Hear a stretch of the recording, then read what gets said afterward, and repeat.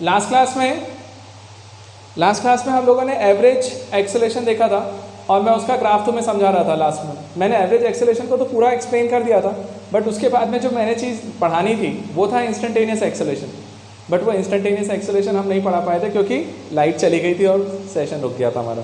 चल आज की क्लास हम वहीं से स्टार्ट करते हैं, इंस्टेंटेनियस एक्सेलरेशन से। ठीक है कि इंस्टेंटेनियस एक्सेलरेशन एक्चुअल में होता क्या है। ठीक है, पहले तो अपन ये समझते हैं कि इंस्टेंटेनियस एक्सेलरेशन क्या है, उसका ग्राफिकल रिप्रेजेंटेशन क्या है और उसको किस तरीके से डील करना है हमें प्रॉब्लम्स में। तो आज हम लोग मेनली जाने वाले हैं position time graph, acceleration time graph, velocity time graph, है ना। तो इन सब के पीछे जाएंगे, ग्राफ थ्योरी पे जाएंगे। तो ज़रा इंपॉर्टेंट क्लास है तो ध्यान से समझना सब लोग, ध्यान दें बेटा। हमारा टॉपिक है आज का जो हम स्टार्ट कर रहे हैं वो है इंस्टेंटेनियस एक्सेलरेशन। ठीक, अब देखो जब आप इंस्टेंटेनियस एक्सेलरेशन को बताने के लिए जा रहे हैं तो इंस्टेंटेनियस एक्सेलरेशन का मतलब क्या बोला था, याद है? मैंने बोला था acceleration at a particular instant. एक पर्टिकुलर इंस्टेंट पे जाकर के यदि आप एक्सेलरेशन की बात करने जा रहे हैं ना बेटा, तो वो मेरे लिए क्या होगा, इंस्टेंटेनियस एक्सेलरेशन। अब जरा देखो ध्यान से जो मैं समझाना, मेरा ये कहना है अपन चलते हैं एवरेज एक्सेलरेशन पे और उसी से डिराइव करके लेकर के आते हैं इंस्टेंटेनियस एक्सेलरेशन को हम लोग कैसे देखने वाले हैं। तो ध्यान से देखो, समझ में आएगा। जैसे याद करिए मैंने कल भी ग्राफ बनाना स्टार्ट किया था और मैंने समझाया भी था, बट फिर क्लास ही हमारा अटक गया। देखो ध्यान से, यदि हम यहाँ एक्सेलरेशन की बात करने जाते हैं, ठीक है, इंस्टेंटेनियस एक्सेलरेशन, तो एक नॉर्मल एवरेज एक्सेलरेशन क्या होता है, change in velocity upon change in time. तो अब वेलोसिटी टाइम ग्राफ देखना है। मैंने वाई एक्सिस पे वेलोसिटी ले ली बेटा और एक्स एक्सिस पे मैंने टाइम ले लिया। तो वाई एक्सिस पे वेलोसिटी लीजिए, एक्स एक्सिस पे टाइम को लीजिए। अब जरा देखिए ध्यान से, समझिएगा क्या करना है हमको, ध्यान देना। अब यदि अपन यहाँ पे बात करने के लिए जाए ना, तो हम लोग क्या बोल रहे हैं, देखो मान लीजिए एक इनिशियल टाइम लिया हमने t1, ध्यान से देखिएगा बेटा, एक इनिशियल टाइम है हमारे पास t1, उस पर उसकी इनिशियल कुछ वेलोसिटी रही होगी। तो t1 टाइम पे उसकी इनिशियल वेलोसिटी जो है उसको मैंने बोला v1। मान लीजिए इनिशियली उसकी वेलोसिटी v1 थी। फिर हमने बोला कि यार पार्टिकल मूव कर रहा होगा, उसकी वेलोसिटी चेंज हो रही होगी, और हमने एक पर्टिकुलर टाइम देखा फाइनल वाला t2। तो याद करो बेटा t2 टाइम हमारा यहाँ कहीं गया, हमने बोला t2 टाइम।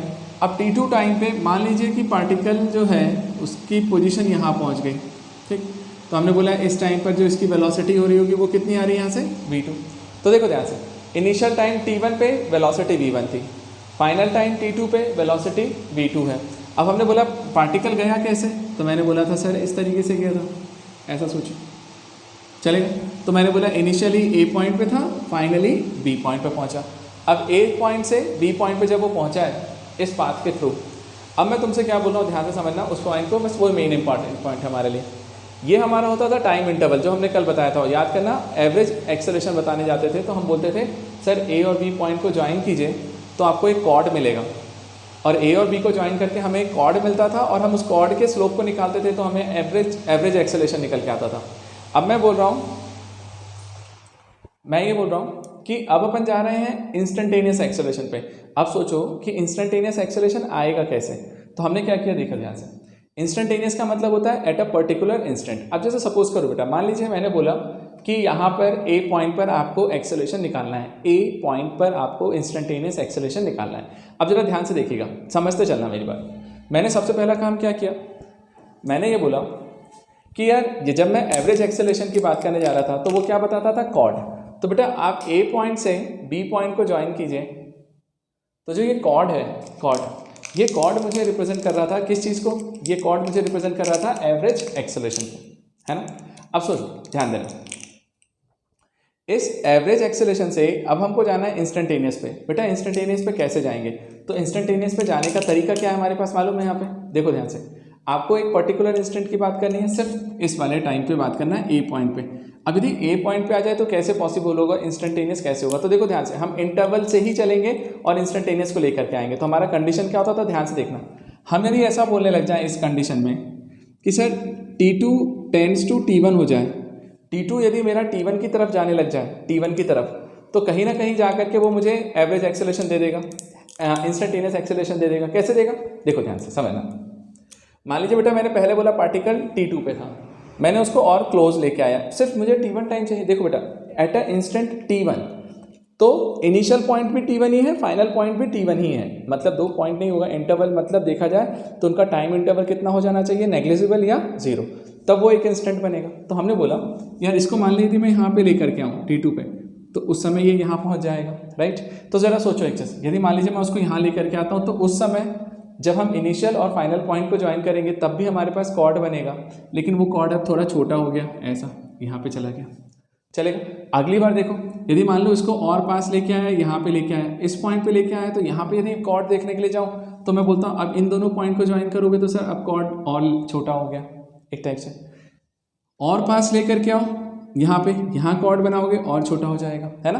अब जरा सोचो, जब तुम एक पर्टिकुलर इंस्टेंट पे आ रहे हो, सिर्फ t1 पे आ रहे हो, तो एक्चुअल में तुमको इस t2 को फाइनल वाले पॉइंट को उठा के ऑलमोस्ट, देखो एग्जैक्ट t1 नहीं होता, ऑलमोस्ट t1, मतलब t1 के जस्ट पहले, जस्ट बाद में, इस t1 से जस्ट बाद में यदि मैंने वो पॉइंट ले लिया फाइनल t2 वाला, यहाँ पे बेटा ध्यान से समझना, तो एक टाइप से देखा जाए तो t1 और t2 सेम हो गए, मतलब इनिशियल पॉइंट और फाइनल पॉइंट में कोई बहुत बड़ा डिफरेंस नहीं है, दोनों नेग्लिजिबल डिफरेंस पे है। अब डिफरेंस यदि नेग्लिजिबल है मतलब वो एक ही पॉइंट हुआ ना। तो सोचो एक चीज़, जब ये t2 को यहाँ से यहाँ, यहाँ से यहाँ, यहाँ से यहाँ, यहाँ लेकर के आऊँगा तो ये फाइनल पॉइंट भी यहीं मिलेगा, अब इनिशियल भी यहीं था। अब उन दोनों पॉइंट को ज्वाइन करके कॉर्ड बनाओ तो अब उन दोनों को ज्वाइन करके जब लाइन बनाओगे ना, वो लाइन आपको कैसी लगेगी मालूम है, वो सिर्फ इस कर्व को एक सिंगल पॉइंट पे टच करते हुए दिखाई देगी। सोचो ना बेटा ध्यान से कि यदि इनिशियल पॉइंट और फाइनल पॉइंट दोनों एक ही हो गया है, तो एक ही पॉइंट को टच करते हुए लाइन बन रहा है ना, तो उस कंडीशन में ये जो चीज़ निकल के आ रही है, ये जो चीज़ निकल के आ रही है ना बेटा, ये देखा जाए तो यही कॉर्ड था। अरे इसका कॉर्ड जो था वही, देखना ध्यान से, जब एवरेज एक्सेलरेशन की बात कर रहे थे तो उसका जो कॉर्ड था वो टाइम इंटरवल को कम करते गए, तो जब हम इंस्टेंट एक्सेलरेशन पे आ गए तो वही कॉर्ड मेरे लिए टेंजेंट बन गया, क्योंकि वो सिर्फ और सिर्फ एक ही पॉइंट को टच कर रहा है। तो एक ही पॉइंट को टच कर रहा है तो ये मेरे लिए टेंजेंट बन गया। और सुनिए मेरी बात ध्यान से, यदि ये टेंजेंट बना है तो सोचो एवरेज एक्सेलरेशन क्या बताता था, स्लोप ऑफ कॉर्ड का स्लोप, और वही कॉर्ड अब मेरे लिए क्या बन गया है, टेंजेंट। वही कॉर्ड अब मेरे लिए क्या बन गया है, टेंजेंट। तो मैं बोल रहा हूँ कि सर ये जो चीज़ है ना, इसका यदि मैं स्लोप निकालूँ कि स्लोप ऑफ टेंजेंट, ध्यान देना बेटा, स्लोप ऑफ टेंजेंट यदि निकालने के लिए जाएं तो जो स्लोप ऑफ टेंजेंट आएगा, स्लोप ऑफ टेंजेंट, वो स्लोप ऑफ टेंजेंट हमारे लिए क्या हो जाएगा मालूम है, जो स्लोप ऑफ टेंजेंट निकालेंगे इसका, वही मेरे लिए इंस्टेंटेनियस एक्सेलरेशन बन गया। मतलब मैं इसको लिख सकता हूँ v इंस्टेंटेनियस। तो इंस्टेंटेनियस वेलोसिटी जो है बेटा, इंस्टेंटेनियस वेलोसिटी वो किससे निकल के आती है, स्लोप ऑफ टेंजेंट से। कि यदि किसी पॉइंट पे, ध्यान से सुनो अब मेरी बात, कि आपको किसी भी पॉइंट पे जा करके यदि इंस्टेंटेनियस वेलोसिटी निकालना है यहाँ से, तो यदि मान लीजिए वो बोलता है मुझे इस पॉइंट पे बताओ सर, P पॉइंट पे इंस्टेंटेनियस वेलोसिटी कितनी है, तो आपको क्या करना है, उस पॉइंट पे जा करके एक टेंजेंट ड्रॉ करना है। टेंजेंट का मतलब होता है वो लाइन जो सिर्फ और सिर्फ एक पॉइंट पे टच करती है। तो इस पॉइंट पे टच करते हुए आपको एक लाइन ड्रॉ करना है ये, और ये जो टेंजेंट है ये जितना एंगल यहाँ से बना रहा होगा, ये जितना भी एंगल बनाएगा, मान लीजिए वो एंगल थीटा है, तो मैं क्या बोल रहा हूँ, मैं बोलूँगा सर स्लोप ऑफ टेंजेंट। यहाँ पे मेरे लिए स्लोप ऑफ टेंजेंट कैसे निकलता है, याद करो सर, वो टेन थीटा से भी निकलता था। यदि थीटा पता हो तो आप सीधे टेन थीटा की वैल्यू निकालना, वही स्लोप ऑफ टेंजेंट हो जाएगा। अदरवाइज उसी चीज़ को मैं यहाँ पे v इंस्टेंटेनियस भी बोल रहा हूँ, और इंस्टेंटेनियस एक चीज़ सोच के देखो, वेलोसिटी ये वाला निकल के आया, क्लियर है। तो इसको मैं v इंस्टेंटेनियस बोलता हूँ। अब जरा देखो एक चीज़, सिंपल सी बात, ध्यान देना, उस फॉर्मूले को भी मैं यहीं कहीं रिलेट करता हूँ। क्या याद करो, यदि मैं इंस्टेंटेनियस वेलोसिटी का फॉर्मूला लिखने जाऊँ यहाँ से, आप खुद से समझ जाओगे कैसे, देखना, याद करना बेटा, हम लिखते थे ना v2 minus v1 upon t2 minus t1, ये हमारा होता था एवरेज एक्सेलरेशन, याद है, v2 minus v1 upon t2 minus t1 average acceleration था। यही एवरेज एक्सेलरेशन वाला मेरे लिए इंस्टेंटेनियस कब बनेगा, जब t2 t1 पे आ जाए, मतलब t2 और t1 ऑलमोस्ट सेम हो जाए। तो मैं ये बोलता हूँ ये चीज़ सिर्फ तभी बनेगी इंस्टेंटेनियस जब मैं बोलूँगा t2, मतलब फाइनल टाइम मेरा इनिशियल बन जाए, मतलब t1 ही आ जाए। तो फाइनल टाइम यदि मेरे लिए t1 हो जाएगा तब मैं बोलूँगा कि वो मेरे लिए इंस्टेंटेनियस एक्सेलरेशन में कन्वर्ट हुआ। अब देखो, जैसे ही मैंने इसको ऐसा लिखा तो याद करिए, आप लोगों ने सबने पढ़ा है, t2 minus t1 tends to 0 हो जाएगा इधर से, ये बनेगा v2 minus v1 upon t2 minus t1। बेटा देखो एक चीज़, जो T2 माइनस T1 है ना वो चेंज इन टाइम है, और T2 माइनस T1 को ही हम लोग यहाँ पर क्या बोल रहे होते हैं मालूम है, डेल्टा टी, डेल्टा टी।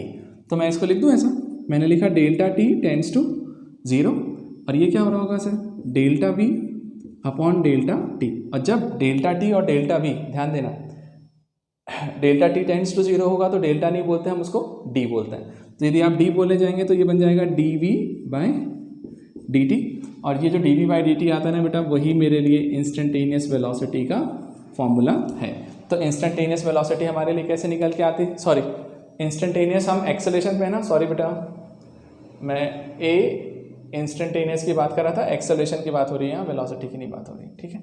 तो इंस्टेंटेनियस एक्सेलेरेशन हमारे लिए क्या निकल के आता है, D we by D T. तो D we by D T से भी निकाल सकते हो। तो देखो मैं क्या बोल रहा था, स्लोप ऑफ टेंजेंट जो है, स्लोप ऑफ टेंजेंट, इसको थीटा यदि पता हो तो टेन थीटा से निकाल सकते हैं। उसी स्लोप ऑफ टेंजेंट को हम इंस्टेंटेनियस वेलोसिटी बोल रहे हैं, और उसी इंस्टेंटेनियस वेलोसिटी को मैं d we by D T से भी निकाल सकता हूँ। तो ये तीनों मेरे तरीके होते हैं, इन तीनों तरीकों से ही हम कहीं ना कहीं जा करके इंस्टेंटेनियस एक्सेलरेशन को निकालेंगे। यार मैं क्यों इतना बेवकूफ़ जैसी हरकतें कर रहा हूँ। इंस्टेंटेनियस एक्सेलरेशन है, यहाँ भी इंस्टेंटेनियस एक्सेलरेशन है, याद रखिएगा बेटा। वेलोसिटी टाइम ग्राफ है ना, तो एक्सेलरेशन मिलेगा, ठीक। इंस्टेंटेनियस एक्सेलरेशन हमने टॉपिक लिखा बट लिखने में वहाँ गलत कर दिया। बोलो अभी क्लियर है क्या सबको? चलिए बेटा, अब मैंने आपको इतना कॉन्सेप्ट दे दिया, ठीक है। अब मैं तुमसे एक चीज़ बोलता हूँ, ध्यान देना। अब हम लोग जा रहे हैं ग्राफ पे, और ग्राफ पे मैं इन्हीं कॉन्सेप्ट को फिर से यूज़ करने वाला हूँ। तो मैं तुम्हें उसकी कॉन्सेप्ट समझाता हूँ कि ग्राफ में हमें कैसे सोचना है, एक एक करके सारे ग्राफ निकालते हैं, सारे ग्राफ को समझते हैं, ठीक है। और स्पेशली हम स्लोप वगैरह के कॉन्सेप्ट से जाएंगे ताकि हमको ईजी पड़े, ठीक है। तो जरा ध्यान से देखना, आप थोड़े से बेसिक कॉन्सेप्ट दे रहा हूँ, जरा ध्यान से समझ लो, ठीक। देखना बेटा ध्यान से, क्या है देखिए, हम लोग क्या बोलते हैं, ध्यान से देखना बेटा। अब मैं सिर्फ आपको फॉर्मूला दे रहा हूँ, ध्यान से समझ लेना, कंफ्यूज मत होना। अभी हम लोग यहाँ पे हम लोग पहले देख रहे हैं क्या, ध्यान से देखिएगा। अभी हम लोग जो देख रहे हैं वो है हमारा पोजीशन टाइम ग्राफ। अब बेटा मुझे पोजीशन टाइम ग्राफ समझना है कि पोजीशन टाइम ग्राफ होता क्या है। अब ध्यान से समझना, क्योंकि ग्राफ पे क्वेश्चंस पूछे जाते हैं, है ना। अब देखिए ध्यान से, जैसे हमने पोजीशन टाइम ग्राफ के बारे में बात करी, यार पोजीशन टाइम ग्राफ होता क्या है, तो देखो ध्यान से समझना। नाम से समझ में आ रहा है, एक पोजीशन है और टाइम है, तो पोजीशन और टाइम के बीच का एक ग्राफ हम लोग यहाँ पे प्लॉट करने वाले हैं। तो ध्यान से समझिएगा मेरी बात, लॉजिक। हमने बोला मान लो ये जो टाइम एक्सेस है, यहाँ पर हमेशा इंडिपेंडेंट वेरिएबल लेते ही हैं हम लोग एक्स एक्सेस पे। तो एक्स को हमने क्या ले लिया, टाइम। क्योंकि देखो बेटा ध्यान से समझना, आप यदि यहाँ पे ग्राफ प्लॉट करने जा रहे हो तो कैसे करोगे, ध्यान से सुनो। एक पार्टिकल है, उसको यहाँ पे छोड़ा, इनिशियल टाइम कुछ था, अब मैं टाइम को चेंज करते गया तो धीरे धीरे क्या होगा, पार्टिकल की पोजीशन भी चेंज होती जाएगी।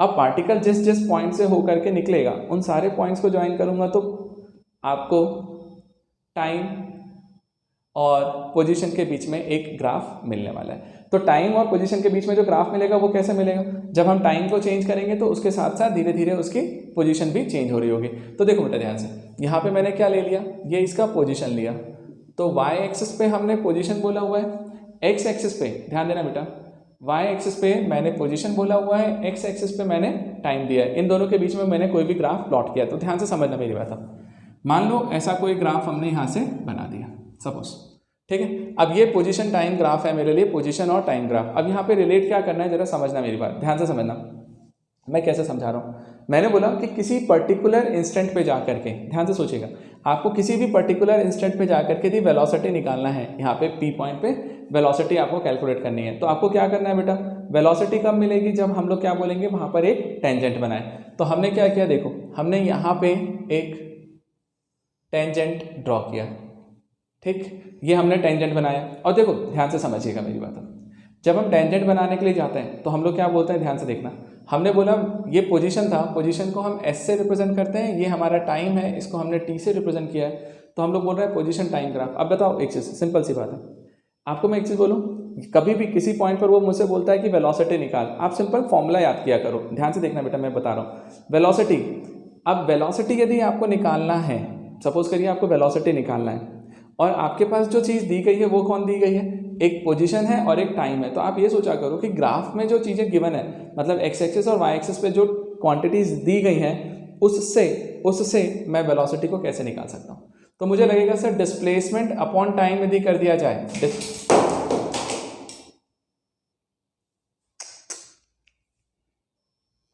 देखिए ध्यान से, तो मैं क्या बोल रहा था, अपन जैसे यदि वेलोसिटी निकालने के लिए जा रहे हैं इस वाले फॉर्मूले में, है ना, इस वाले ग्राफ में, तो वेलोसिटी के लिए आपको दिया क्या हुआ है, डिस्प्लेसमेंट दिया हुआ है, टाइम दिया हुआ है। तो बेटा दोनों को डिवाइड कर लो।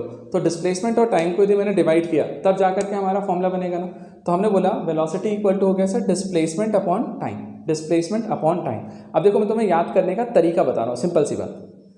यदि तुमसे कोई बोलता है कि सर वेलोसिटी निकालो, तो मैंने बोला v इंस्टेंटेनियस यदि तुम्हें निकालना है किसी पॉइंट पे, तो मैं सिंपल सा ये सोचा कि मुझे जो चीज़ दी गई है उससे ये फॉर्मूला बनेगा कैसे। तो आपको लगता है डिवाइड में बन रहा है सर, s बाय टी करके डिस्प्लेसमेंट अपॉन टाइम करेंगे तब बनेगा। तो जो चीज़, ध्यान से सुनना, जो चीज़ डिवाइड करके बनती है ना, वो चीज़ को मैं डिफ्रेंसिएशन से लिख सकता हूँ। अरे जो चीज़ डिवाइड करके बनती है उसको मैं डिफ्रेंसिएशन से लिख सकता हूँ, क्योंकि याद करो डिफ्रेंसिएशन का फॉर्मूला क्या होता था, याद है, ds बाय डी टी। तो ds बाय डी टी मतलब जब मैं डिस्प्लेसमेंट को डिफ्रेंशिएट करता हूँ टाइम के रिस्पेक्ट में, तब जाकर के मुझे इंस्टेंटेनियस वेलोसिटी मिलेगा। तो मैंने बोला सिंपल सा, यदि ये डिवाइड में आ रहा है तो d लगा दो बस, ds बाय डी टी से आप याद कर सकते हैं कि जो चीज़ डिवाइड करके मिल रही है वही चीज़ आपको डिवीजन डिफ्रेंसिएशन से मिलेगी, तो ds बाय डी टी से। और सुनो, जो चीज़ डिफ्रेंसिएशन से मिलती थी, आपको पता है लास्ट वाले 2-3 दिन से हम लोग कर रहे हैं कि जो चीज़ हमें डिफ्रेंसिएशन से मिलती है उसी चीज़ को मैं स्लोप ऑफ टेंजेंट के कॉन्सेप्ट से भी निकाल सकता हूँ, स्लोप ऑफ टेंजेंट के कॉन्सेप्ट से भी निकाल सकता हूँ। अब स्लोप ऑफ टेंजेंट मतलब क्या, जो टेंजेंट हमने बनाया है वो जो भी एंगल यहाँ पे बना रहा होगा थीटा, सपोज करिए थीटा, तो मैं बोलता हूँ कि उसका यदि मैं टेन थीटा निकाल लूँ किसी तरीके से, तो जो भी चीज़ मिलेगी ना वही मेरे लिए भी इंस्टेंटेनियस है। तो ये आपका बेसिक कॉन्सेप्ट निकल के आता है बेटा, बस इतनी सी चीज़ आपको याद रखनी है। अब मैं आपको सारे टाइप्स करवाता हूँ एक साथ, तो आपको समझ में आएगा कि हम इसको अप्लाई कैसे कर रहे हैं। मैंने क्या बोला, देखो सिंपल सा फंडा, जो चीज़ डिवाइड करके मिलेगा, जो चीज़ डिवाइड करके मिलेगा ना उसको डिफरेंशिएशन से निकाल सकता हूँ, और उसी को मैं स्लोप ऑफ टेंजेंट के कॉन्सेप्ट से निकाल सकता हूँ, उसको मैं टेन थीटा बोल सकता हूँ। मुझे बताओ क्या थोड़ा सा इतना सा क्लियर है? तो मैं अब तुम्हें ग्राफ बना बना करके देता हूँ और अलग अलग ग्राफ के लिए हम अप्लाई करते हैं, तब आपको बेसिक समझ में आएगा। जब आप अप्लाई करेंगे, बिना एप्लीकेशन के समझ में नहीं आएगी चीज़ें। हाँ जी, अब देखना बेटा, आप ध्यान देना, ठीक। अब अपन एक एक करके केसेस उठाते हैं और जब लॉजिक लगाते हैं,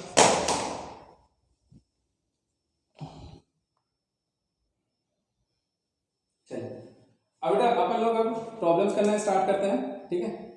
तो देखिए सबसे फर्स्ट यदि मैं पहला ग्राफ देता हूँ, आप जरा चेक करके बताओ, केस है ना, बहुत सारे केसेस हैं, आप जरा मुझे बताना कि वो ग्राफ एग्जैक्टली रिप्रेजेंट क्या कर रहा है। ध्यान से देखना,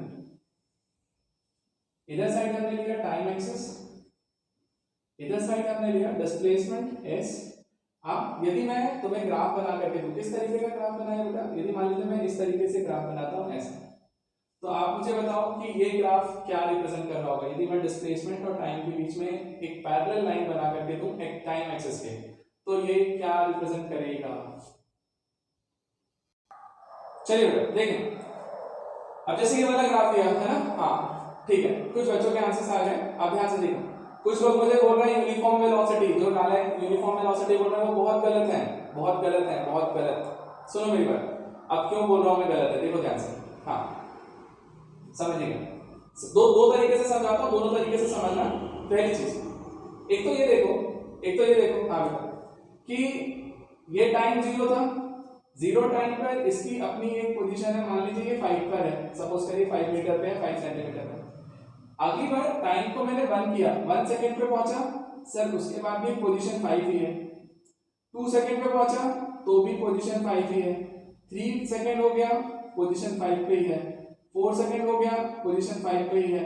तो मुझे ऐसा लग रहा है कि सर टाइम की वैल्यू इंक्रीज होती जा रही है, टाइम भले से बढ़ता जा रहा है, बट टाइम के इंक्रीज होने के साथ में उसकी पोजीशन में कोई चेंजेस नहीं आ रहे, मतलब वो वही का वही है। मतलब सपोज करो कि स्टार्टिंग में 5 पे था, तो बाद में भी 5 पे है, पहले भी 5 पे था, कभी भी निकालोगे 5 पे मिलेगा, इसका मतलब है कि मैं वहीं बैठा हुआ हूं ना, ठीक है।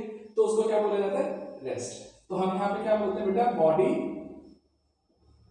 Is at rest. जो बॉडी है वो हमारा रेस्ट पर है। तो देखो एक तरीका तो ये हुआ कि हमने पॉइंट से पॉइंट जाना कि टाइम के साथ साथ उसकी पोजीशन बदल नहीं रही है, तो मैंने बोला कि रेस्ट पे है। एक दूसरा तरीका देखो, दूसरा तरीका ये है मेरे पास इसी चीज का। वो दूसरा तरीका ये होता है, ध्यान से देखिएगा, आप स्लोप पे जाओ, स्लोप ध्यान से समझना, स्लोप पे जाओ, स्लोप से भी तो निकाला जा सकता है ना बेटा इसको, है ना, हमने जो भी समझा था। अब जरा मुझे बताना स्लोप कैसे बनता है। आप एक पॉइंट को टच करता हुआ बनाते हो ना, यहाँ पे क्या है कि ये लाइन ही ऐसी है, आप किसी भी पॉइंट पे जाके यहाँ पे जाके टेंजेंट बनाओगे या यहाँ पे बनाओगे, जो भी है वो लाइन ही बनेगा खुद ही खुद। अरे यार लाइन है तो इस पर एक ही पॉइंट पे टेंजेंट भी तो वही होगा ना। तो सोचो ये जो टेंजेंट बन रहा है यहाँ से, क्या ये टेंजेंट इस टाइम एक्सिस के पैरेलल है? तो टाइम एक्सिस मतलब एक्स एक्सिस, तो एक्स एक्सिस के साथ ही तो हम एंगल ढूंढते थे टेंजेंट का। तो यदि दोनों लाइंस पैरेलल है तो इस कंडीशन में मैं बोल सकता हूँ सर थीटा इक्वल टू 0 हो गया। अब थीटा की वैल्यू 0 है क्योंकि दोनों पैरेलल लाइंस हैं, तो थीटा को मैंने 0 बोला। जैसे थीटा को 0 बोला तो मैं अब क्या बोलता हूँ, यार tan थीटा की वैल्यू निकाल लो सर, tan थीटा। तो tan थीटा क्या होता है, tan 0। अब tan 0 इक्वल टू कितना होगा, 0। तो यहाँ से तुम्हें लगेगा सर tan 0 जो है वो भी 0 है। अब सुनो, तुमने पढ़ा था कि tan थीटा क्या होता था सर, ये स्लोप ऑफ टेंजेंट था। याद करो, स्लोप को मैं m से भी रिप्रेजेंट करता था और टेंजेंट है तो मैं m लिख देता हूँ कि स्लोप ऑफ टेंजेंट जो है tan थीटा उसकी वैल्यू 0 है, मतलब स्लोप ऑफ टेंजेंट 0 है। अच्छा, स्लोप ऑफ टेंजेंट यदि 0 है, स्लोप ऑफ टेंजेंट, तो स्लोप ऑफ टेंजेंट जो होता था उसको हम क्या लिखते थे, याद है, ds/dt भी बोलते थे।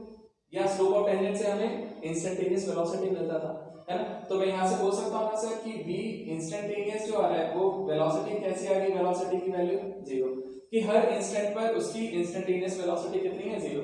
तो हर टाइम पर यदि उसकी वेलोसिटी 0 हो रही है तो पार्टिकल कैसा होगा, रेस्ट पे। तो हम दो तरीके से सोचते हैं, या तो आप ऐसे पॉइंट लेकर के सोच सकते हैं, या फिर आप ऐसा सोचिए कि भैया एंगल है, थीटा 0 है तो tan थीटा 0 होगा। tan थीटा 0 मतलब स्लोप 0, और स्लोप मतलब क्या होता था, ds/dt, और ds/dt मतलब क्या होता था, वेलोसिटी, मतलब उस पार्टिकल की velocity through out the journey पूरी 0 बनी हुई है। अभी 0 बनी है, इसका मतलब है कि जो बॉडी है वो हमारा कहां पर है, वो रेस्ट पर है। मुझे बताओ क्या ये क्लियर हुआ, क्या ये क्लियर हुआ। तो मैं चलिए अब देखो अब मैं दूसरा दे रहा हूं, आप मुझे बताइएगा क्या वो चीज क्या बनाएगा, क्या बताएगा वो चीज, ठीक है। देखो ध्यान से, सेकेंड ग्राफ मैंने बोला आपसे इस तरीके से दिया, ये टाइम है, इधर डिस्प्लेसमेंट है बेटा, मैंने बोला ये स्ट्रेट लाइन बन रहा है ऐसा। अब आप मुझे बताइए कि ये ग्राफ मुझे क्या रिप्रेजेंट कर रहा होगा, ये ग्राफ क्या रिप्रेजेंट करेगा, किस टाइप का मोशन है, ये किस टाइप का मोशन है। चलिए देखिए, अब मैं ये वाला प्रॉब्लम आपको समझाता हूं कि इसमें हमको नेचर कैसे पहचाना था। सब लोगों ने आंसर दिया बट कई लोगों के आंसर्स गलत हैं, मतलब अच्छे नहीं हैं। कुछ लोग मुझे यहाँ पे बोल रहे थे यूनिफॉर्म वेलोसिटी, एग्जैक्टली ये यूनिफॉर्म वेलोसिटी नहीं है, यूनिफॉर्म वेलोसिटी तो ये है। क्यों वेलोसिटी है, ध्यान से सुनो, यूनिफॉर्म। आप एक चीज सोचो, आपको लगेगा यहाँ पे कि सर टाइम के साथ वेलोसिटी को कैसे चेक करूं, है ना, मत चेक करो, आप स्लोप के कॉन्सेप्ट पे जाओ। मुझे बताओ, यदि ये डिस्प्लेसमेंट अपॉन टाइम करेंगे तो वेलोसिटी निकलेगा ना, डिस्प्लेसमेंट अपॉन टाइम से वेलोसिटी निकलेगा, तो वही वेलोसिटी मुझे स्लोप ऑफ टेंजेंट से भी मिल सकता है। अब जरा सोचो, यहाँ पे आप किसी भी पॉइंट पे टेंजेंट बनाओगे तो एग्जैक्टली वो जो टेंजेंट है, जो भी टेंजेंट आप बनाओगे वो टेंजेंट ये लाइन पे ही तो रहेगा हमेशा। तो हम बोलते हैं कि जो भी टेंजेंट है वो हमेशा एक्स एक्सिस के साथ कितने एंगल पे रहेगा सर, थीटा। अब जरा सोचो, यहाँ पे निकालोगे तो भी थीटा है, मान लो 30 डिग्री है, तो यहाँ पे देखने जाओगे तो तुम्हें अभी भी थीटा ही दिखेगा, एंगल 30 डिग्री ही है बेटा। यहाँ पे निकालने जाओगे तो भी आपको 30 डिग्री ही मिलेगा, यहाँ पे निकालने जाओगे तो भी आपको 30 डिग्री ही मिलेगा। मतलब हर इंस्टेंट पे, किसी भी इंस्टेंट पे जाऊंगा तो थीटा की वैल्यू तो सेम ही है ना। अब थीटा यदि सेम है तो मैं ऐसा बोल सकता हूँ कि सर यहाँ पर इस कंडीशन में थीटा की वैल्यू कैसी हो गई है, कांस्टेंट। अब जरा सोचो, थीटा यदि कांस्टेंट है तो tan थीटा कैसा होगा, यार सोच, यदि थीटा की वैल्यू 30 डिग्री है यहाँ पे, तो tan 30, यहाँ पे भी tan 30, यहाँ पे भी tan 30, यहाँ पे भी tan 30, तो हर जगह tan 30 की वैल्यू भी तो फिक्स ही आएगी ना।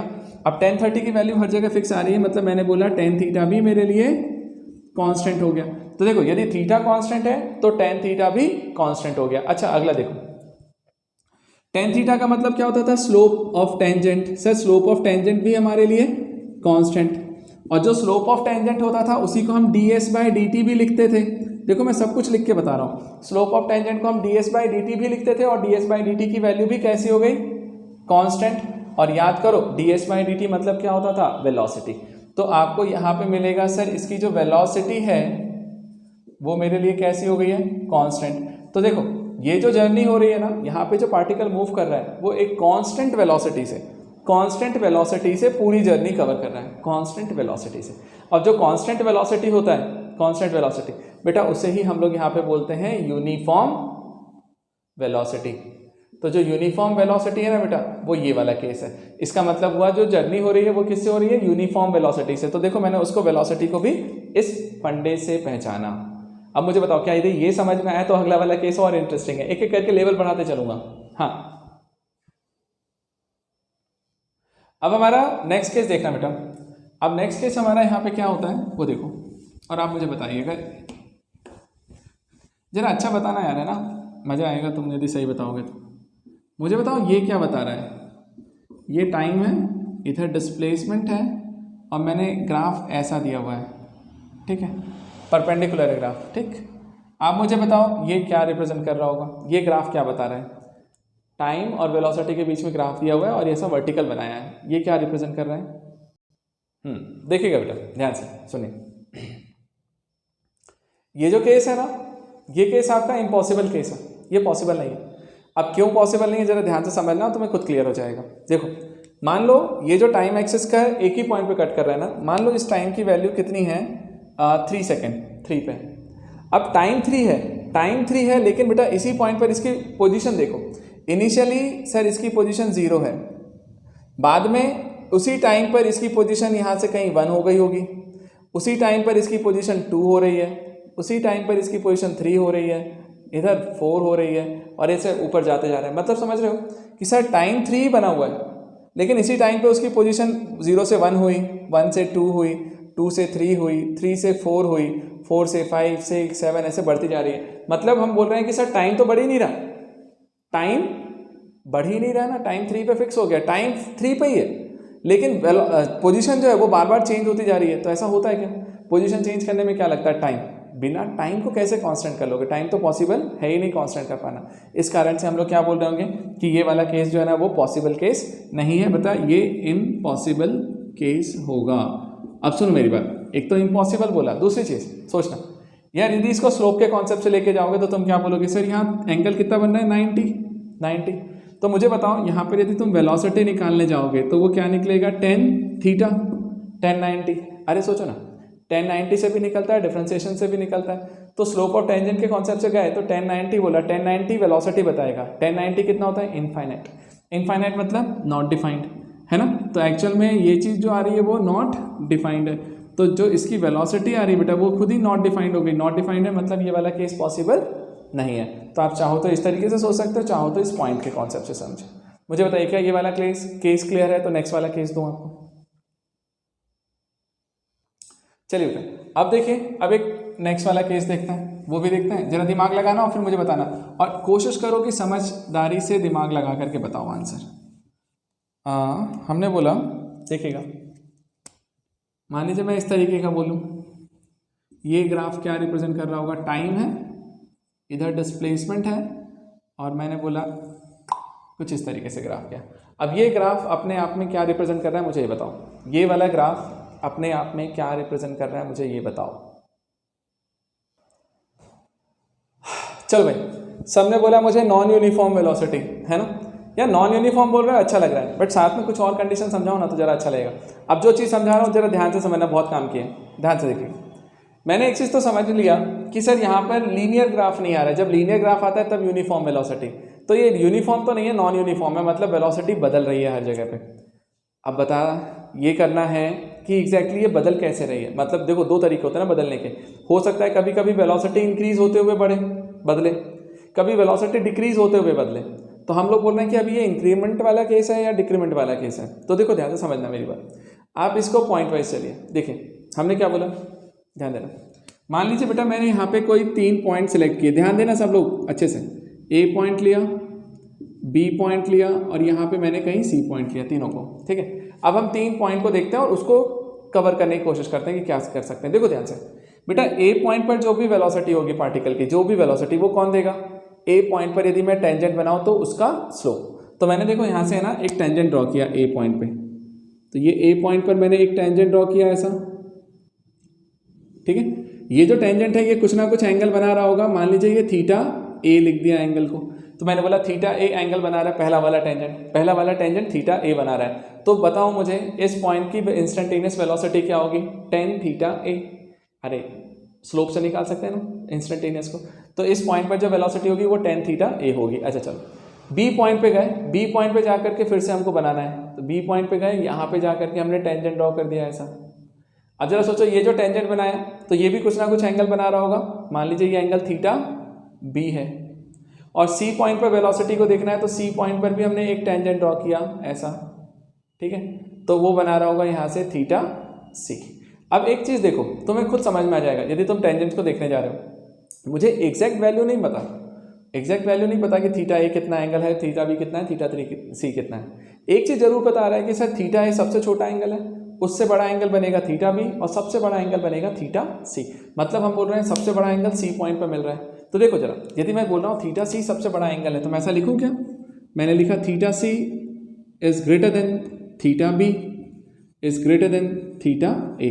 तो ये मेरे पास एंगल के बीच में रिलेशन निकल के आया लॉजिक लगा करके। तो उस लॉजिक से मुझे इन दोनों के बीच में एक रिलेशन समझ में आया, एंगल के बीच में क्या निकला कि theta C is greater than theta B is greater than theta A. चलो इतना आ गया।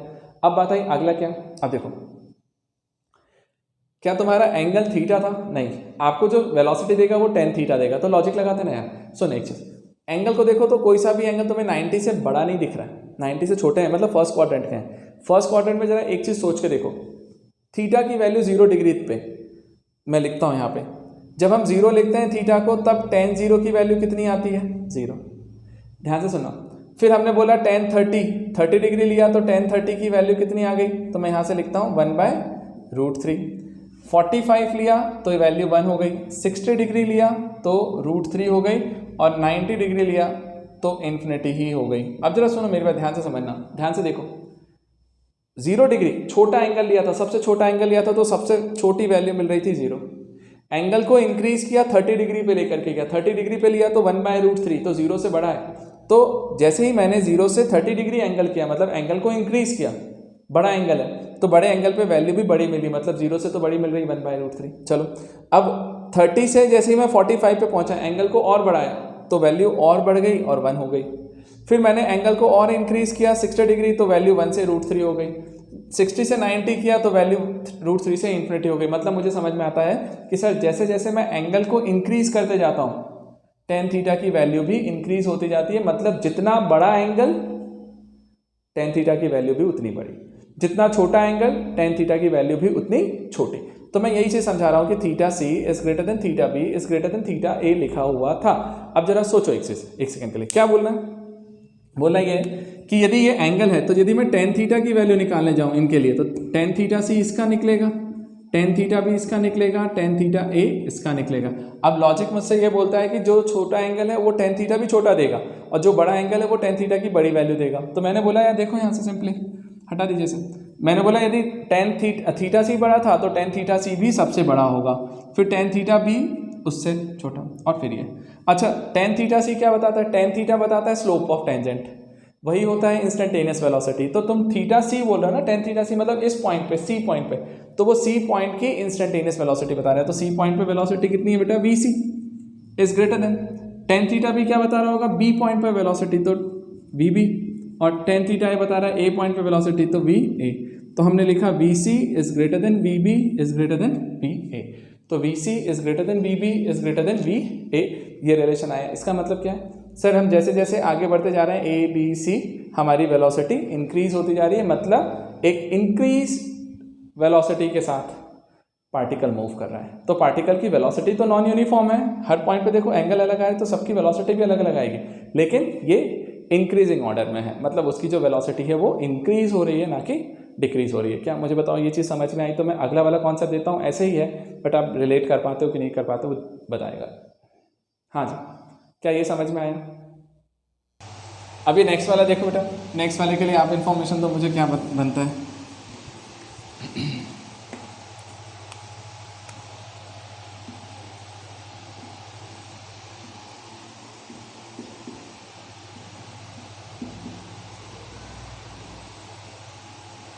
हाँ जी, इस तरीके से ग्राफ है। मुझे बताओ ये क्या रिप्रेजेंट कर रहा होगा। देखिए अब कुछ बच्चों ने मुझे क्या आंसर दिया, डिक्रीजिंग रिटार्डेशन या रिटार्डेशन के साथ। बेटा रिटार्डेशन मतलब एक्सेलरेशन पे क्यों जा रहे हो, ये डिस्प्लेसमेंट और टाइम ग्राफ दिया है ना, पोजीशन टाइम ग्राफ दिया है और डिस्प्लेसमेंट टाइम ग्राफ दिया होता है, तो उस कंडीशन पे क्या होता है बताओ मुझे। ये आपको वेलोसिटी दे रहा होगा, एक्सेलरेशन नहीं देगा। एक्सेलरेशन के लिए आपको 2 बार डिफरेंशिएट करना पड़ेगा, तो फिर उसको पहले प्लॉट करना पड़ेगा, फिर जा करके निकालेंगे। तो उसमें मत जाओ, सिंपल सा सोचो, लॉजिक लगाओ। देखो मैंने बोला एक चीज़ समझ में आती सर, यूनिफॉर्म नहीं है, नॉन यूनिफॉर्म है, ठीक है ना। तो मैंने बोला यार जरा पॉइंट ढूंढ ले यार सर, तो मैंने बोला एक पॉइंट यहाँ उठा लेते हैं ए, एक उठा लो यहाँ से बी, एक उठा लो यहाँ से सी, 3 पॉइंट उठा लिए। अब जरा तीनों पे जाकर के ध्यान देना बेटा, अब तीनों पे जाकर के आप वहाँ पे टेंजेंट बनाओ तो वेलोसिटी निकलेगा। देखना ध्यान से, इस ए पॉइंट पे जाकर के मैंने एक टेंजेंट बनाया, एक लाइन ड्रॉ किया इस तरीके से, ऐसा, ठीक बेटा। तो ये एक एंगल बना रहा होगा, इस एंगल को हमने क्या बोला, थीटा ए।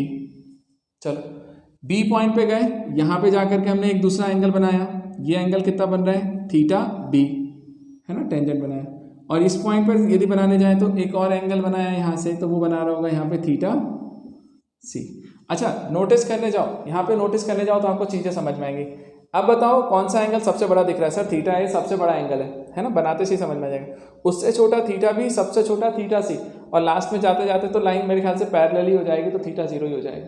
तो देखो ध्यान से, मैंने बोला यहाँ से यदि रिलेशन देखा जाए तो मुझे ऐसा लगता है सर कि theta A is greater than theta B is greater than theta C. Theta A सबसे बड़ा है, उससे छोटा थीटा बी है, उससे सबसे छोटा थीटा सी है। अब थीटा यदि है तो मैं टेन थीटा की बात करने जाऊँ तो सर टेन थीटा ए, टेन थीटा बी और टेन थीटा सी की बात की जाए तो मुझे बताओ टेन थीटा ए, टेन थीटा बी और टेन थीटा सी में कौन बड़ा कौन छोटा।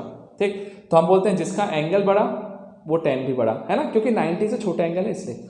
तो मैंने बोला tan theta A is greater than tan theta B is greater than tan theta C. तो टेन थीटा ए मतलब ए पॉइंट की वेलोसिटी, तो सर ए पॉइंट की वेलोसिटी बी ए सबसे ज़्यादा। टेन थीटा बी मतलब बी पॉइंट की वेलोसिटी, टेन थीटा सी मतलब सी पॉइंट की वेलोसिटी। तो आपको ये समझ में नहीं आया कि वी ए सबसे बड़ा था, मतलब इनिशियली इसकी वेलोसिटी सबसे ज़्यादा थी, फिर कम हो गई बी पे और सी पे सबसे कम हो गई। तो आगे जब बढ़ रहा है ना तो बढ़ते बढ़ते वो उसकी वेलोसिटी डिक्रीज होते जा रही है, मतलब वो डिक्रीजिंग वेलोसिटी के साथ जा रहा है, डिक्रीजिंग वेलोसिटी। तो पार्टिकल जो है वो आपका डिक्रीजिंग वेलोसिटी के साथ मूव कर रहा है। अब मुझे बताओ क्या ये चीज़ समझ में आई। तो नेक्स्ट वाला ग्राफ दूँ तुम्हें, बताना। अब बेटा नेक्स्ट वाला ग्राफ जरा देखिए और मुझे बताइए कि उसका आंसर क्या आएगा। बट सोच समझ के बोलना है, जल्दबाजी में तुम गलत गलत मत बोला करो, अच्छा नहीं लगता। देखो अब आपका ग्राफ आ रहा है ऐसा कुछ, सोचिए मान लीजिए ऐसा ग्राफ बना है इस तरीके से। बेटा ये ग्राफ क्या बता रहा होगा ये बताओ मुझे। डिस्प्लेसमेंट और टाइम के बीच में मैंने इस तरीके का ग्राफ दिया है, आप मुझे बताइए कि ये ग्राफ क्या बता रहा है। बहुत आसान है, आसानी से बता सकते हो, आपको सारे कॉन्सेप्ट मैं बता चुका हूँ, बट दिमाग लगा दो कि सही बोलना, जो भी बोलना सही बोलना। हाँ जल्दी बताओ तो। देखो बेटा ध्यान से, इस बार मुझे आंसर सही मिला थोड़ा सा। देखो पहली चीज़ तो ये देखिए कि जो हमने ग्राफ दिया गया है यहाँ पे, इसका जो एंगल है एक्स एक्सिस के साथ, जो भी एंगल होगा थीटा ना, जो भी थीटा एंगल है, जो भी थीटा है, मान लो 120 बन रहा है, 130 बन रहा है, 140 बन रहा है, 110 बन रहा है, जो भी बन रहा है, ये एंगल मुझे इतना जरूर क्लियर कर दिया सर कि थीटा की वैल्यू तो कांस्टेंट है। थीटा कांस्टेंट है मतलब ये एंगल बार बार चेंज नहीं हो रहा है, पूरे लाइन के लिए एक जैसा ही है। चलो ठीक है, यदि थीटा सेम है तो मुझे इतना समझ में आया कि सर टेन थीटा की वैल्यू भी कांस्टेंट है ना। फिर बात आई टेन थीटा मतलब क्या होता है, वेलोसिटी, मतलब सर वेलोसिटी इसकी कांस्टेंट हो गई। एक काम तो मेरा हो गया कि सर वेलोसिटी कांस्टेंट ही है। चलो पहली चीज़ तो आ गई कि कांस्टेंट वेलोसिटी मतलब वेलोसिटी बार बार बदल नहीं रही है उसकी, ठीक है। लेकिन फिर दूसरी चीज़ है कि और क्या हो रहा है, ध्यान से ये एंगल थीटा के बारे में यदि सोचने जाओ यहाँ से तो तुम्हें ऐसा लगेगा सर थीटा जो है, theta is greater then 90 degree and less than 180 degree है। सोचिए ये एंगल हमेशा 90 और 180 के बीच में होगा ना, अरे ऑब्ट्यूज एंगल है। तो यदि ये 90 से 180 के बीच में है तो बेटा देखो, जिन लोगों ने ट्रिग्नोमेट्री का कॉन्सेप्ट देखा हुआ है ना उनको पता है कि ये सेकेंड क्वाड्रेंट में है। देखो 0 से लेकर 90 डिग्री फर्स्ट क्वाड्रेंट और 90 से 180 सेकेंड क्वाड्रेंट। सेकेंड क्वाड्रेंट में आपको पता है कि यहाँ से हम बोल सकते हैं सर थीटा जो है वो मेरा सेकेंड क्वाड्रेंट में जाएगा और सेकेंड क्वाड्रेंट में टेन थीटा कैसा होता है, नेगेटिव। तो हम लोग बोलेंगे सर सेकेंड क्वाड्रेंट में टेन थीटा की वैल्यू कैसी होती है, नेगेटिव। तो टेन थीटा मतलब क्या, वेलोसिटी। तो तुम्हें समझ में आ गया सर वेलोसिटी जो है वो यहाँ नेगेटिव आ रही है, कांस्टेंट आ रही है लेकिन नेगेटिव आ रही है। तो नेगेटिव कांस्टेंट वेलोसिटी के साथ पार्टिकल घूम रहा है। अच्छा, नेगेटिव का मतलब होता है लेस देन जीरो की वेलोसिटी ऐसी है। अब जरा सुनो मेरी बात, क्या बता रहा होगा इसका मीनिंग मालूम है कि ये नेगेटिव कांस्टेंट वेलोसिटी का केस हो गया कि मतलब जो पार्टिकल है वो नेगेटिव कांस्टेंट वेलोसिटी के साथ जा रही है। अब तुम्हारे दिमाग में आएगा सर देखो वेलोसिटी तो कांस्टेंट है, एक फिक्स वेलोसिटी से चल रहा है, बट नेगेटिव का मतलब क्या, नेगेटिव का मतलब है कि पार्टिकल ने जहां से स्टार्ट किया था वापस अपने स्टार्टिंग पॉइंट के टूवर्ड्स जा रहा है। क्यों जा रहा है सोचो, मान लीजिए यहाँ से स्टार्ट किया था बंदे ने, है ना, दोनों साथ में थे, एक ही पॉइंट है दोनों, यहाँ से स्टार्ट किया, ये बंदा जाने लगा तो इधर साइड जा रहा है तो इसकी वेलोसिटी पॉजिटिव है। अब ये वापस यदि रिटर्न मारेगा तो ये अपोजिट डायरेक्शन हो जाएगा ना, तो रिटर्न मार दिया तो वेलोसिटी उतनी है लेकिन अपोजिट डायरेक्शन में, तो उस पॉइंट के टूवर्ड्स आता है। तो जहाँ पे हम इनिशियल पॉइंट से जहाँ से स्टार्ट किया था मतलब पार्टिकल वापस अपने स्टार्टिंग पॉइंट की तरफ ही जा रहा है लेकिन एक कांस्टेंट वेलोसिटी से जा रहा है। तो नेगेटिव का मतलब ये हो गया कि वो पार्टिकल आपका इनिशियल पोजीशन की तरफ मूव कर रहा है। मुझे बताओ क्या ये पॉइंट क्लियर हुआ? तो फिर से नेक्स्ट वाला ग्राफ तैयार है आपके लिए। ठीक है, अब देखो जैसे ये हो गया, अब देखो नेक्स्ट वाला ग्राफ, वो भी आपको समझना है। अरे एक बार यदि समझ में आने लग जाए ना तो फिर चीज़ें बहुत आसान हो जाती हैं, उसको रिलेट करते जाएंगे, आपसे बनता जाएगा, देखिएगा ध्यान से। नेक्स्ट वाला ग्राफ हम लोग बोलते हैं, मान लीजिए 7 ग्राफ बनाया, इधर टाइम दिया, इधर डिस्प्लेसमेंट दिया। सपोज करिए बेटा यहाँ से पार्टिकल ऐसा गया ए पॉइंट तक, ठीक, यहाँ से बी पॉइंट तक ऐसा गया, बी से सी पॉइंट तक वो इस तरीके से गया, सी से डी पॉइंट इधर से आया और लास्ट में डी से ई पॉइंट इधर चला गया। तो इस तरीके से वो पार्टिकल मेरा मूव करा है।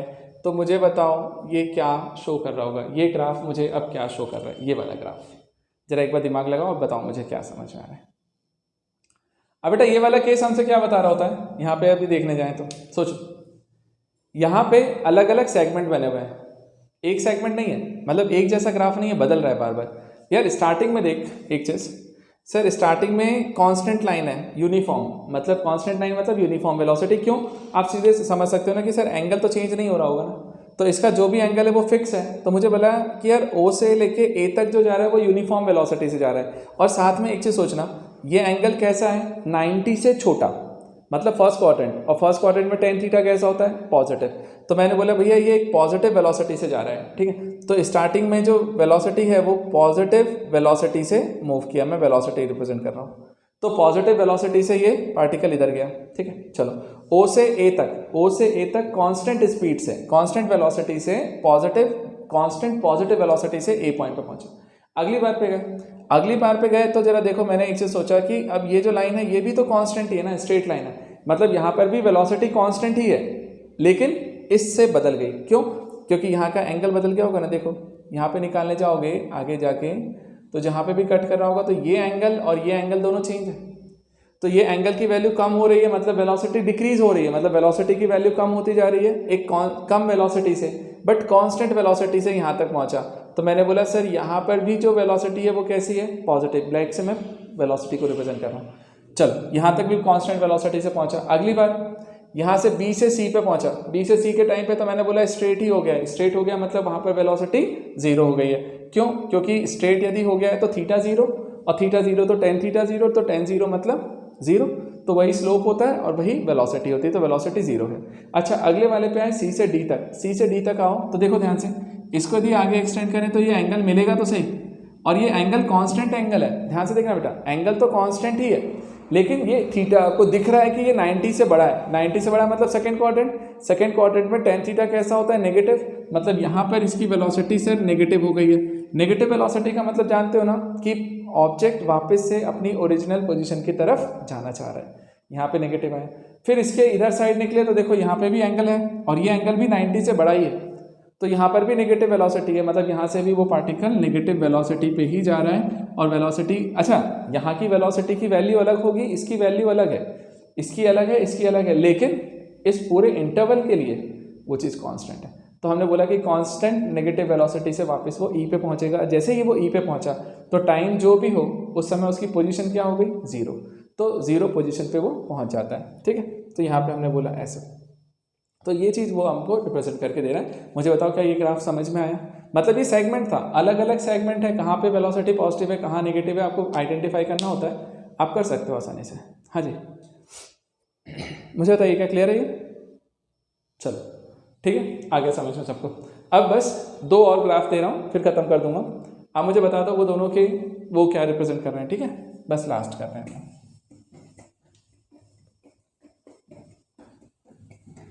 जल्दी से बता दो तो तुरंत क्लास खत्म हो जाएगी आपकी। मैंने बोला यदि मान लीजिए बेटा ग्राफ आपको इस तरीके से दिया जाए, सोचिएगा इधर टाइम है इधर डिस्प्लेसमेंट है, और मैंने तुम्हें बोला कि ग्राफ कुछ इस तरीके से है सपोज। मुझे बताओ ये ग्राफ क्या रिप्रेजेंट कर रहा है? ये ग्राफ क्या रिप्रेजेंट कर रहा होगा? इधर डिस्प्लेसमेंट है, टाइम है, डिस्प्लेसमेंट टाइम ग्राफ है। मुझे बताओ क्या बता रहा है ये? जल्दी बताओ बेटा, उसका आंसर बताओ। साथ में मैं आपको एक और प्रॉब्लम दे देता हूँ, दोनों आप दोनों को सोच के बता दीजिए, खत्म हो जाएगा हमारा आज के लिए इतना ही। लास्ट वाला ग्राफ मैंने ऐसा कुछ दिया,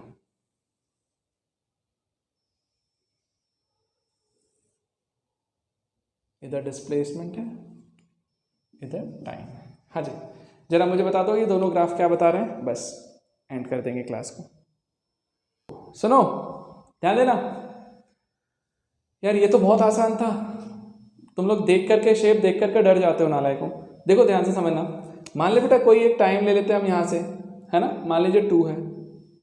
इस 2 सेकंड पे सोचो जरा, एक सेकंड रुको, 2 सेकंड पे सोचो जरा कि क्या बता रहा होगा।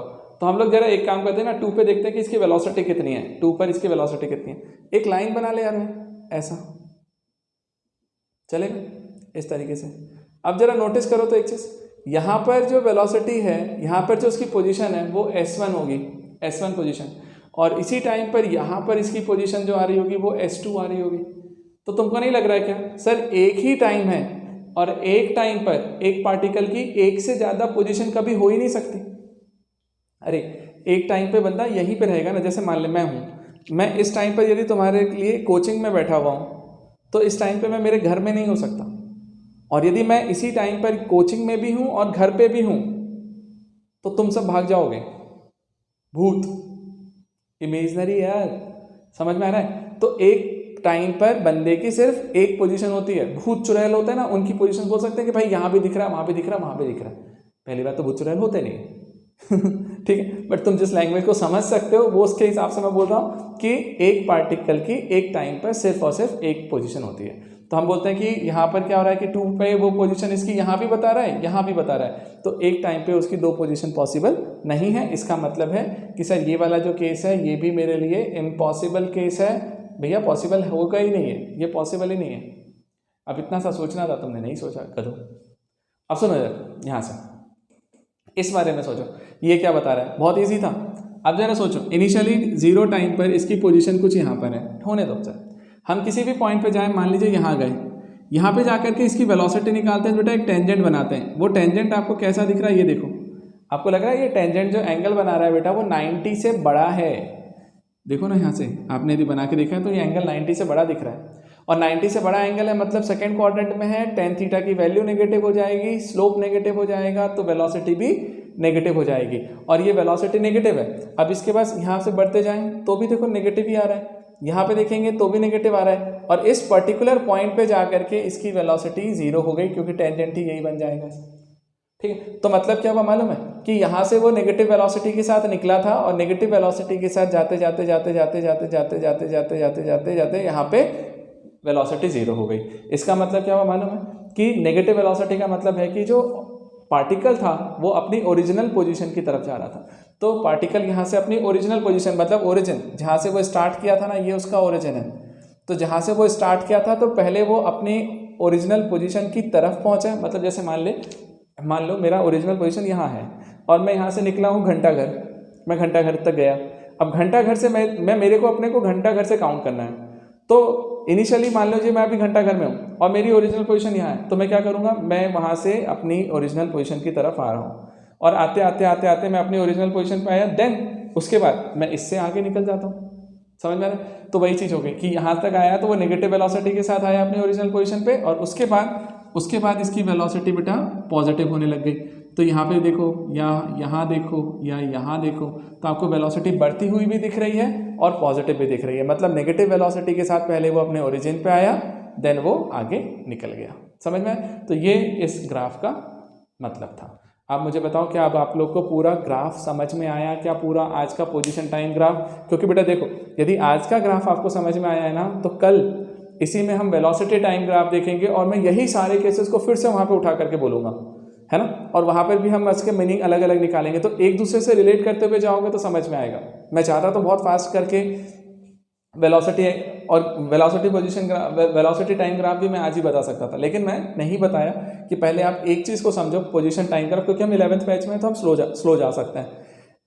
यदि आप ड्रॉपर बैच वगैरह में होते तब तो एक ही दिन, क्या मतलब आधे घंटे के अंदर पूरा टॉपिक खत्म हो जाता है वो चीज़। मुझे बताओ क्या आप लोगों को क्लियर हुआ? हाँ जी,